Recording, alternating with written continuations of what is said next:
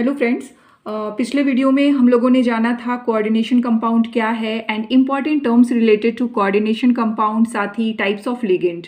आज के वीडियो में हम देखेंगे IUPAC nomenclature of coordination compound, यानी किसी भी कोऑर्डिनेशन कंपाउंड का हम IUPAC नेम कैसे लिखेंगे। ठीक है, तो उसके लिए हम लोगों को कुछ इंपॉर्टेंट रूल्स को ध्यान में रखना होता है। अगर आप लोगों को ये वीडियो पसंद आ रहा हो तो इस चैनल को सब्सक्राइब कीजिए, साथ ही अपने फ्रेंड्स को शेयर कीजिए ताकि मैं जो भी वीडियो अपलोड करूं वो आप तक आसानी से पहुंच जाए। ठीक है, तो देखो इसके लिए इम्पॉर्टेंट रूल्स क्या होगा। जब तक आप रूल्स नहीं जानोगे तब तक हम उसका IUPAC नॉमेनक्लेचर कैसे कर सकते हैं सही ढंग से। ठीक है, तो आज मैं आप लोगों को एक एक करके रूल बताऊंगी और जब आप सारे रूल्स को सीख जाओगे तो आप आसानी से किसी भी कोऑर्डिनेशन कंपाउंड का IUPAC नेम लिख सकते हो। ठीक है, तो आते हैं हम रूल्स पे। फर्स्ट रूल कहता है order of naming ions.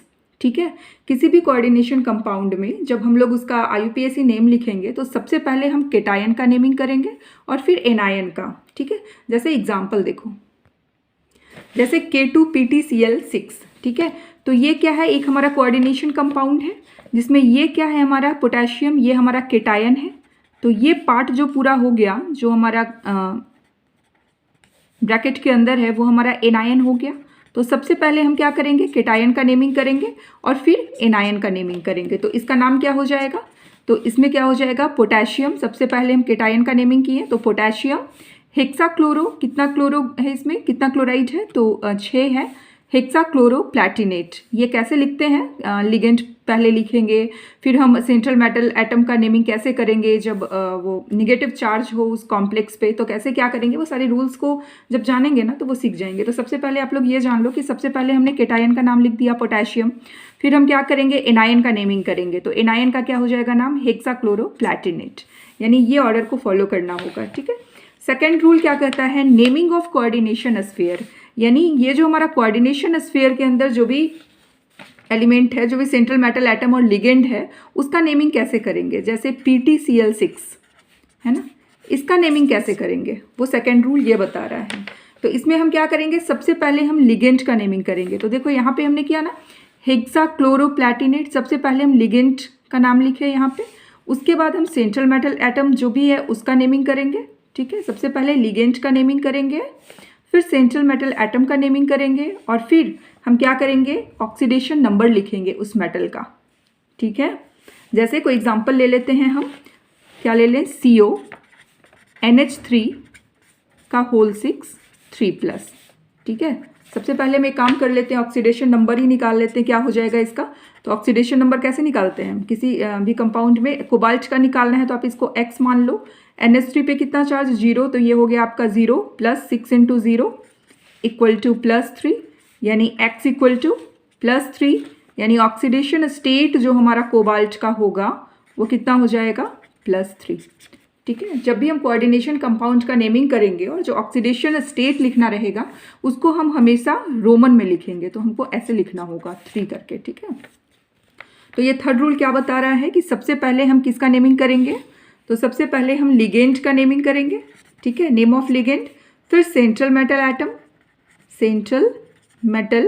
Atom इसका नेमिंग करेंगे और फिर लास्ट में हम क्या करेंगे, oxidation state of central metal atom.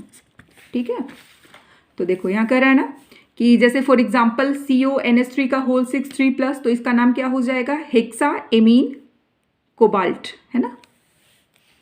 करेंगे क्या नाम होगा, जब आप सारे रूल्स को जानोगे तो फिर आप आसानी से इसका नाम लिखोगे। ठीक है, थर्ड रूल क्या कहता है, नेमिंग ऑफ लिगेंड। अब हम लिगेंड का नेमिंग कैसे करेंगे। ठीक है, क्योंकि लिगेंड तो डिफरेंट टाइप का हो सकता है, निगेटिव भी हो सकता है, पॉजिटिव भी हो सकता है और न्यूट्रल भी हो सकता है। ठीक है, तो कैसे पहचानेंगे कि कौन सा लिगेंड हमारा निगेटिव है, कौन सा पॉजिटिव है और कौन सा न्यूट्रल है।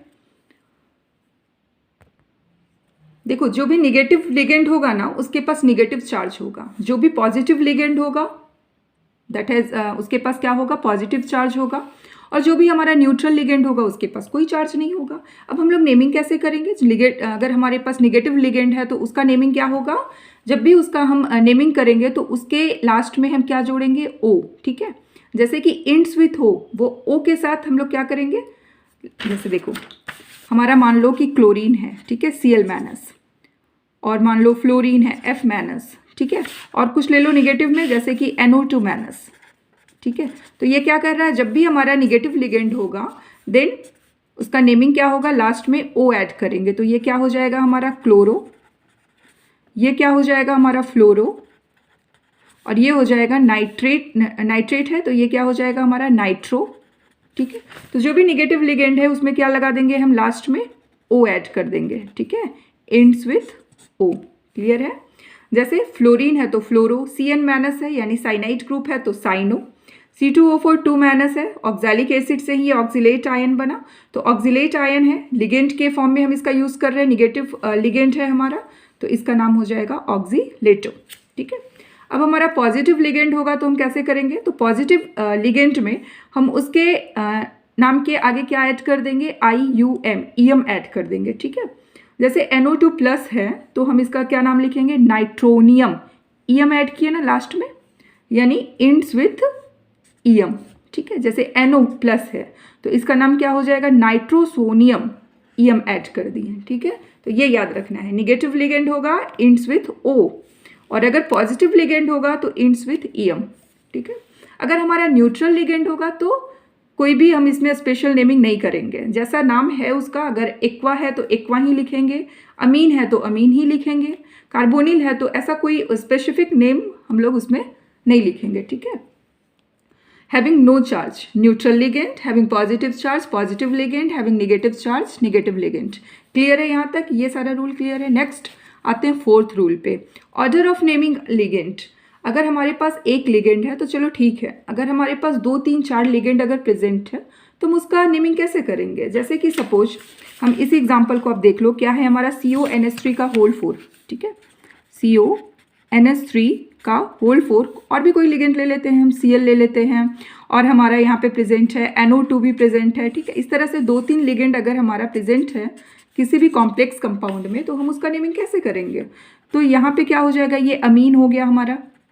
ठीक है, ये हमारा क्लोरो हो गया, और ये हमारा क्या हो गया, नाइट्रो हो गया। अब हम सबसे पहले किसका नाम लिखेंगे, अमीन का, क्लोरो का या नाइट्रो का। अगर ऐसा कंडीशन क्रिएट हो जाए तो हम लोग क्या करेंगे, अल्फ़ाबेटिकल ऑर्डर में हम उसका नेमिंग करेंगे, अल्फ़ाबेटिकल ऑर्डर।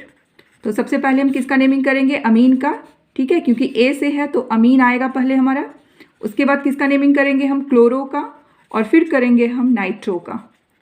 ठीक है, तो देखो CONH3 का होल 4 ClNO2, तो सबसे पहले हम क्या लिखेंगे, अमीन, उसके बाद क्लोरो और फिर नाइट्रो। यानी अगर different type of ligands present है किसी भी कोऑर्डिनेशन स्फेयर में तो हम क्या करेंगे, उसका अल्फ़ाबेटिकल ऑर्डर के अनुसार उसका नेमिंग करेंगे। ठीक है, यहाँ तक क्लियर है। 4 रूल क्या बोले हम, सबसे पहले ऑर्डर ऑफ नेमिंग आयंस, सबसे पहले पॉजिटिव आयन का नेमिंग करेंगे, फिर निगेटिव का, मतलब सबसे पहले केटायन का नाम लिखेंगे, फिर एनायन का नाम लिखेंगे। ठीक है, फिर naming of coordination sphere, coordination sphere के अंदर जो भी सेंट्रल मेटल एटम है और लिगेंड है उसका नेमिंग करेंगे। तो कैसे करेंगे, तो सबसे पहले लिगेंड का नाम लिखना है, फिर सेंट्रल मेटल एटम का, और फिर ऑक्सीडेशन नंबर लिखना है। वो भी किस में लिखना है, तो रोमन न्यूमरल में, ब्रैकेट के अंदर। नेमिंग ऑफ लिगेंड, 3 टाइप का अगर लिगेंड होगा तो हमने क्या बताया अभी कि निगेटिव होगा तो हम क्या करेंगे, उसके लास्ट में O ऐड कर देंगे, पॉजिटिव होगा तो EM ऐड कर देंगे, न्यूट्रल होगा तो कुछ भी ऐड नहीं करेंगे। ऑर्डर ऑफ नेमिंग आयंस में अभी हमने पढ़ा कि अगर different type of ligands present है तो हम उसे कैसे लिखेंगे, तो अल्फ़ाबेटिकल ऑर्डर में लिखेंगे। यहाँ तक क्लियर है। अब हम आते हैं नेक्स्ट रूल पे। देखो एक नोट करके आप लोग ये पॉइंट लिख लेना कि while writing the name of the ligand in alphabetical order the prefix di, tri etcetera are not considered. ठीक है, अगर 2 क्लोरो ग्रुप प्रेजेंट है जैसे डाई क्लोरो, और अगर 3 अमीन ग्रुप प्रेजेंट है तो क्या हो जाएगा, ट्राई अमीन। तो हमको वहाँ डाई ट्राई के बेसिस पे उसका नेमिंग नहीं करना, हमको उसका जो एक्चुअल उसका नाम है, जैसे क्लोरो है, अमीन है, उसके बेसिस पे करना है, यानी di tri are not considered. ठीक है, इस प्रेफिक्सेस पे हम लोगों को ध्यान नहीं देना। ठीक है, अब देखो 5th रूल क्या कहता है, prefixes to indicate number of ligand. ठीक है, लिगेंड के नेमिंग में हम क्या करेंगे, डाई ट्राई जो भी रहेगा उसको हम कंसीडर नहीं करेंगे। नेक्स्ट रूल क्या कह रहा है कि prefixes to indicate number of ligand. अगर सपोज कि 4 लिगेंड प्रेजेंट है, 4 H2O प्रेजेंट है तो हम क्या लिखेंगे उसको, टेट्रा। ठीक है, 4 के लिए हम टेट्रा यूज़ करेंगे, 3 के लिए हम ट्राई यूज़ करेंगे। तो इस तरह से हम डाई ट्राई टेट्रा यूज़ करेंगे। ठीक है, एक और नोट करके ये पॉइंट लिख लेना, बड़ा इंपॉर्टेंट है ये, वेरी इंपॉर्टेंट, याद रखना नेमिंग करने में, क्योंकि हम लोगों को एक एक पॉइंट याद रखना होता है, ठीक है। नेमिंग अच्छे से करना है। जब भी हम नेमिंग करें तो सबसे पहले कैपिटल लेटर का यूज़ करना है, फिर हम लोगों को कैपिटल लेटर उसमें यूज़ नहीं करना दोबारा, ठीक है। कहाँ हाइफन यूज़ करना है, कॉमा, ये सारा कुछ ध्यान में रखना होगा। देखो अगर 4NH3 प्रेजेंट है तो आप क्या लिखोगे, टेट्रा एमीन, ठीक है। तो देखो यहाँ पे अगर हमारा 4NH3 प्रेजेंट है, 4NH3, तो आप इसका नाम लिखोगे टेट्रा एमीन। दोनों ए को लिखना है, टेट्रा में जो लास्ट में ए आया और अमीन के जो फर्स्ट में ए आ रहा है, ये दोनों को लिखना होगा, तो हमारा आंसर सही होगा, ठीक है। कभी कभी बच्चे लोग शॉर्ट में क्या करते हैं कि वो डायरेक्ट ऐसे लिख देते हैं टेट्रामीन, तो ये हमारा गलत हो जाएगा, ठीक है। अब देखो एक और पॉइंट याद रखना है आपको, ये सब जो नोट है ना वो सब याद रखना, वेरी इंपॉर्टेंट पॉइंट। देखो कुछ लिगेंड्स ऐसे होते हैं जो काफ़ी कॉम्प्लेक्स होते हैं, ठीक है, जिसमें ऑलरेडी डाई ट्राई वगैरह उसके नेम में ही प्रेजेंट होता है। जैसे अगर हम इन लेते हैं ना, ये हमारा लिगेंड था ना, हम टाइप्स ऑफ लिगेंड में पढ़े थे प्रीवियस वीडियो में। इन क्या होता है, इथिलीन डाई एमीन, इसका नाम क्या था, इथाइलीन डाई अमीन, ठीक है।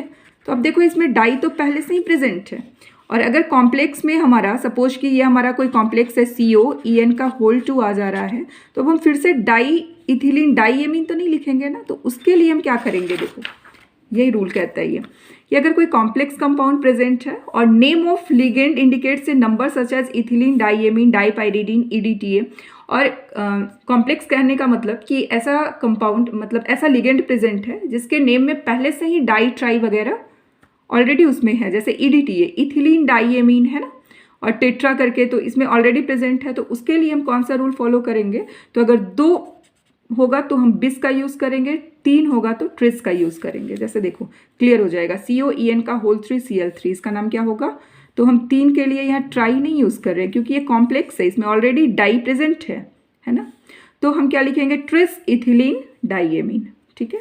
तो ये पॉइंट याद रखना। नेक्स्ट रूल क्या कहता है, name of central metal atom, this is very important. Name of ligand भी इंपॉर्टेंट था, name of central metal atom भी इंपॉर्टेंट है। अब देखो अगर हमारा कॉम्प्लेक्स एनायोनिक कॉम्प्लेक्स हुआ, यानी कोऑर्डिनेशन स्फीयर जो है ना वो हमारा अगर एनायन है, तो हम क्या करेंगे, सेंट्रल मेटल एटम का जब नेमिंग करेंगे तो उसके लास्ट में हम क्या ऐड करेंगे, ATE ऐड कर देंगे। अगर हमारा कॉम्प्लेक्स क्या हो, एनायोनिक हो, तो जैसे देखो K4NiCN का होल 4, ये पॉजिटिव हो गया तो ये कॉम्प्लेक्स कैसा हो गया, कोऑर्डिनेशन स्फीयर के पास निगेटिव चार्ज आ जाएगा, तो ये क्या हो गया, एनायोनिक कॉम्प्लेक्स हो गया। तो अब इसका नेमिंग जब हम करेंगे तो क्या हो जाएगा, पोटेशियम। फर्स्ट रूल याद रखो, पोटेशियम सबसे पहले केटायन का नेमिंग करना है, फिर कोऑर्डिनेशन स्फीयर के अंदर जो भी सेंट्रल मेटल एटम है और लिगेंड है उसका नेमिंग करना है। तो पोटेशियम हो गया, टेट्रासाइनो हो गया, 4 लिगेंड हमारा प्रेजेंट है साइनो ग्रुप का, तो टेट्रासाइनो। अब निकेल के जगह हम क्या यूज़ करेंगे, निकेल, और लास्ट में ATE ऐड कर देंगे, ठीक है। और यहाँ पे ऑक्सीडेशन नंबर क्या हो जाएगा मेरा, 0, इसको ब्रैकेट में लिखना है। और अगर केटायोनिक या न्यूट्रल कॉम्प्लेक्स प्रेजेंट हो तो कोई स्पेसिफिक नेम नहीं, जैसा उसका एक्चुअल नेम है सेंट्रल एटम का वैसे ही लिख देना है, ठीक है। 7th रूल कहता है कि ये सारा प्रोसेस करने के बाद हम क्या करेंगे, ऑक्सीडेशन स्टेट निकालेंगे सेंट्रल एटम का, और जो भी ऑक्सीडेशन स्टेट आएगा हम उसको ब्रैकेट में न्यूमरल फॉर्म में रोमन फॉर्म में लिखेंगे, ठीक है। 1 2 3, कभी भी ऐसे 1 2 3 डिजिट ऐसे नहीं लिखना, 1 2 3 नहीं लिखना, हमेशा क्या करना है हमको, 1 2 3 रोमन फॉर्म में लिखना है, ठीक है। चलो अब आप लोग रूल सीख गए हो तो कुछ क्वेश्चन कर लेते हैं हम लोग, ठीक है। देखो क्वेश्चन आपका जब भी आप बोर्ड का एग्जाम दोगे या कोई भी एग्जाम सेमेस्टर का ही एग्जाम आप दे रहे हो तो आपको इस टाइप से भी क्वेश्चन पूछा जा सकता है, right the IUPAC name of the following coordination compound, ठीक है। जनरल कॉम्पिटिशन में भी कभी कभी आप लोगों को इस नेमिंग करने दे देगा, ठीक है। कोई भी कॉम्पिटिशन की तैयारी कर रहे हो केमिस्ट्री से रिलेटेड तो आपको इस टाइप से क्वेश्चन पूछा जा सकता है। तो अब सारे रूल को तो आप सीख गए, अब उस रूल को हम अप्लाई करेंगे इसके IUPAC नॉमेनक्लेचर में। तो क्या नाम हो जाएगा इसका, देखो तो ये कैसा कॉम्प्लेक्स है, Cl- निगेटिव यहाँ, तो ये पॉजिटिव, स्फीयर पे कैसा चार्ज आ रहा है, पॉजिटिव। रूल क्या बोला था, सबसे पहले निगेटिव का नाम लिखना है या पॉजिटिव का, बोलो। सबसे पहले हम क्या करेंगे, पॉजिटिव जो भी होगा उसका नेमिंग करेंगे, फिर निगेटिव का करेंगे। तो पहले हम कोऑर्डिनेशन स्फीयर के अंदर जो भी हमारा सेंट्रल मेटल एटम है और लिगेंड है उसका नेमिंग कर लेते हैं। तो क्या हो जाएगा, अब इसमें हम रूल याद करो, क्या रूल था हमारा कि सबसे पहले लिगेंड का नेमिंग करेंगे फिर सेंट्रल मेटल एटम का। तो कितना लिगेंड है यहाँ पे, 6 है, तो क्या नाम हो जाएगा इसका, बोलो, हेक्सा अमीन, ठीक है, इसका नाम क्या हो जाएगा, हेक्सा अमीन, ठीक है। देखो दोनों ए ऐड किए, हेक्सा अमीन। अब देखो ये क्या है, हमारा केटाइनिक कॉम्प्लेक्स है। केटाइनिक कॉम्प्लेक्स में सेंट्रल मेटल एटम का जैसा नाम है एज यूजुअल वैसे ही लिखते हैं, तो हेक्सा एमीन कोबाल्ट। इतना लिखने के बाद अब क्या करेंगे हम लोग, जो भी हमारा ऑक्सीडेशन स्टेट है, ऑक्सीडेशन नंबर आएगा, हम उसे लिखेंगे। तो इसका ऑक्सीडेशन नंबर कितना आ जाएगा, ये x मान लो, ये 0 हो गया, -3 इक्वल टू 0, तो x इक्वल टू +3, ठीक है। यानी इसका ऑक्सीडेशन स्टेट कितना हो जाएगा, 3 रोमन फॉर्म में लिखेंगे और फिर लास्ट में एनायन का नेमिंग करेंगे, तो क्या हो जाएगा, ये क्लोराइड, ठीक है। इस तरह से आप लोग ये प्रैक्टिस करना लिखने का। K4NiCN का होल 4, इसका नेमिंग क्या होगा, तो सबसे पहले आप देखो जो हमारा केटायन है, केटायनिक फॉर्म है, उसका नेमिंग करो, तो क्या हो जाएगा, ये पोटेशियम। आगे देखो करके क्या होगा, पोटेशियम के बाद क्या करेंगे, कितना लिगेंड है, तो टेट्रासाइनो, क्या हो जाएगा इसका, पोटेशियम टेट्रासाइनो। अब देखो यहाँ ध्यान से, ये पॉजिटिव है तो ये निगेटिव। अब निगेटिव में हम क्या बोले थे, जब भी एनायोनिक फॉर्म में आ जाएगा हमारा कॉम्प्लेक्स, तो निकेल में क्या हो जाएगा, जो भी सेंट्रल मेटल एटम है उसके लास्ट में ATE ऐड कर देंगे, तो ये क्या हो जाएगा, टेट्रासाइनो निकेल और लास्ट में 8 निकलेट।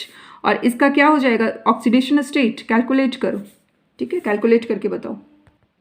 इसका ऑक्सीडेशन स्टेट क्या हो जाएगा, 0, ठीक है। वैसे ही आप लोग PTNS3 का होल 2 Cl2 ये प्रैक्टिस करना, इसका IUPAC नेमिंग लिखने का। AgNS3 का होल 2 Cl ये भी प्रैक्टिस करना लिखने का, ठीक है, ठीक है। ये होमवर्क रहा, आप लोग प्रैक्टिस करना है इसको, ठीक है। नेक्स्ट है PTNS3 का होल 4 Cl2 PTCl4। इस टाइप से 2 कोऑर्डिनेशन स्फीयर आ जाए तो फिर हम इसका नेमिंग कैसे करेंगे, ये मैं बता देती हूँ आप लोगों को। देखो इसका नेमिंग कैसे करेंगे, एक ये देखो यहाँ थोड़ा गड़बड़ हो गया, ये PTNS3 का होल 4 ये PT कोऑर्डिनेशन स्फीयर के अंदर होगा, ठीक है। तो क्या हो जाएगा इसका नाम, अगर इसको हम पॉजिटिव ले लें, ये निगेटिव होगा, तो इसका नाम, अब इसका नेमिंग अलग से करो आप, तो क्या हो जाएगा, बोलो, टेट्रा। जब भी हम लोग नेमिंग करेंगे तो कैपिटल लेटर से करेंगे, तो टेट्रा, और फिर क्या हो जाएगा, टेट्रा अमीन,